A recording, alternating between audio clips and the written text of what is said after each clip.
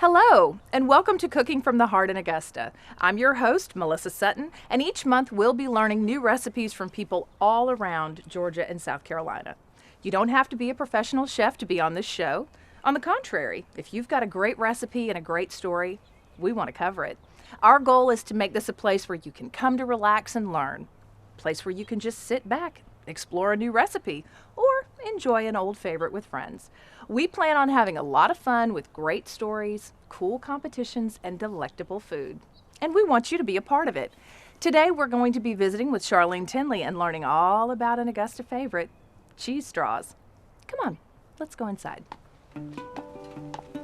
So Charleen, you've welcomed me into your home and I'm excited. You have out all these fabulous ingredients, some of which you've created yourself. And what I'm wondering is if you could give me a little bit of history about the cheese straw that's so popular in Augusta. Everybody has their own secret recipe, but I think yours may be my new favorite. Well, I grew up, and yes, cheese straws are a mainstay. I think you could say they were a southeastern mainstay, or a Georgia, South Carolina mainstay. I grew up eating a lot of cheese straws. You would never have a tea or a baby shower or anything. No Southern lady would come without her pearls and be served cheese straws. A lot of these recipes are handed down from a grandmother to a mother and then on to a child. So is that how you got yours? Yes. Yes. Really? Your grandmother made it?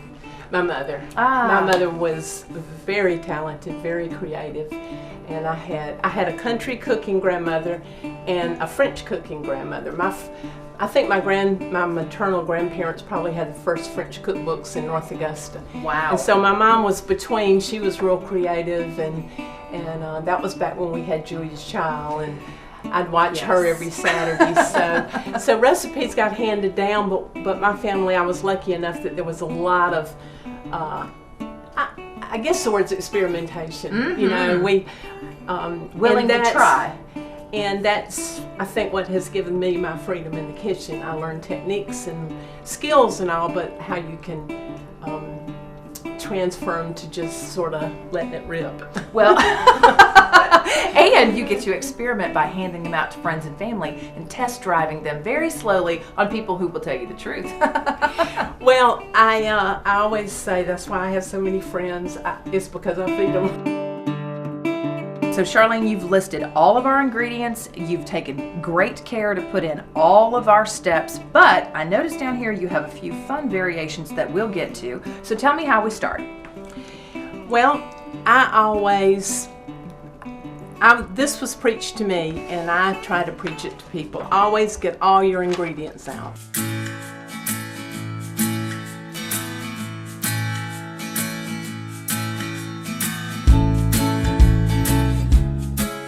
I already have the butter in, and you've cut the butter in thin pads. That's just so will incorporate better. And then you add your flour.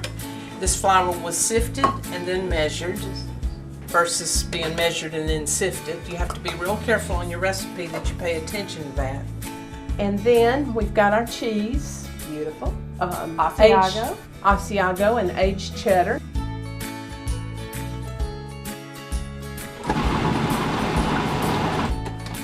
Then you can check on it and kind of distribute, make sure it's all mixing.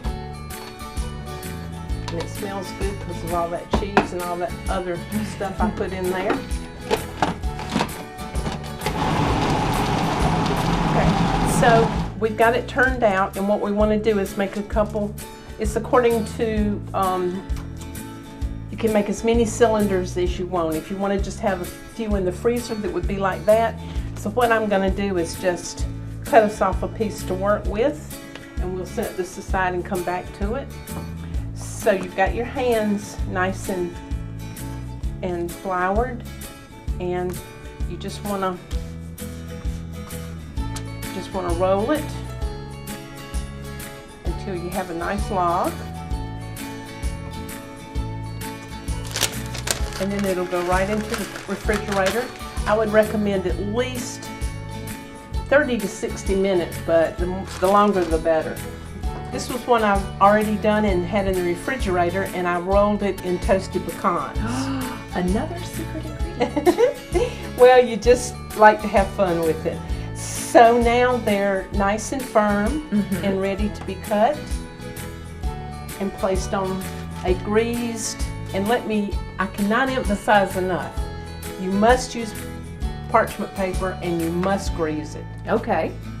Or they will stick? They will stick. Oh, will they stick.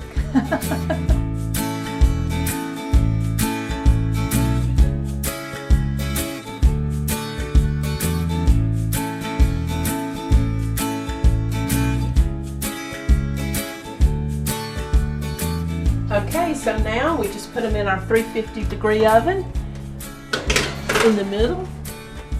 Set the timer. I'm going to put it for 10 minutes. And we just wait. And here we are. Beautiful cheese crackers. They smell amazing. So Charleen, they've come out of the oven. They smell delicious. I'm anxious to try some. And you've added a new ingredient to our table. What are we going to try them with?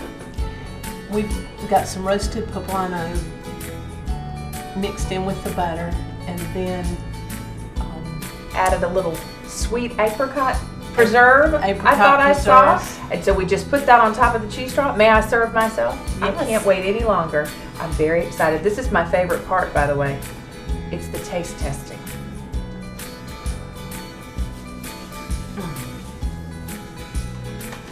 I think each time I try it, the apricots are what stand out.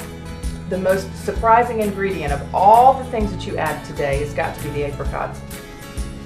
I want to thank you very much for joining us today. Thank you, Charleen, for having us in your home. It was a most enjoyable time, and I hope that you'll come back and join us again for Cooking from the Heart in Augusta. If you like the show, please share it. Come to our Facebook page and tell all your friends who are great cooks or even aspiring great cooks about this totally local foodie program. Thanks for watching.